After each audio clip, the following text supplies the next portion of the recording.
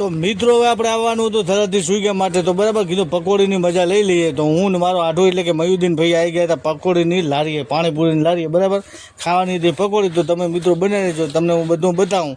જો આપણે કરી નાખી ચાલો મિત્રો, બરાબર પકોડી ખાવાનું. પકોડી ખાઈને આપણે જવાનું હતું ક્યાં આગળ, બરકત ફ્રૂટ સેન્ટર, બરાબર એટલે કે ગુલાબભાઈને મળવા. એક નંબર માણસ છે ગુલાબભાઈ, બરાબર જેમ આપણે વિડીયો જોયો એમને બહુ સરસ મજાના માણસ છે ગુલાબભાઈ, અને એમના વિડીયો પણ સારા એવા ઇન્સ્ટાગ્રામની અંદર આવે છે. તો મિત્રો એમને સપોર્ટ કરજો. ગુલાબભાઈ કાંચી આપણે બરાબર થરાદમાં જ રહે છે. પછી મિત્રો આપણે એમની મુલાકાત પૂરી કરીને મને આવ્યા હતા મયુદ્દીન ભાઈ, એટલે કે મારા આઢું બસ સ્ટેન્ડ મૂકવા આવતા હતા, બરાબર રિક્ષા લઈને. તો બન્યા રહેજો મિત્રો, આપણે જવાનું તો બસ સ્ટેન્ડ, તો એ આવતા હતા મૂકવા. સામે પડી જ છે આપણે સુઈગામ ભરાઈ બસ મિત્રો, બરાબર. તો આપણે બસમાં હવે મિત્રો બેસી જશું, તમને હું બધું બતાવીશ. તો મિત્રો પછી આપણે બસમાં એકચ્યુઅલી બેસી જ ગયા હતા, તમને હું બધું બતાવું, બરાબર.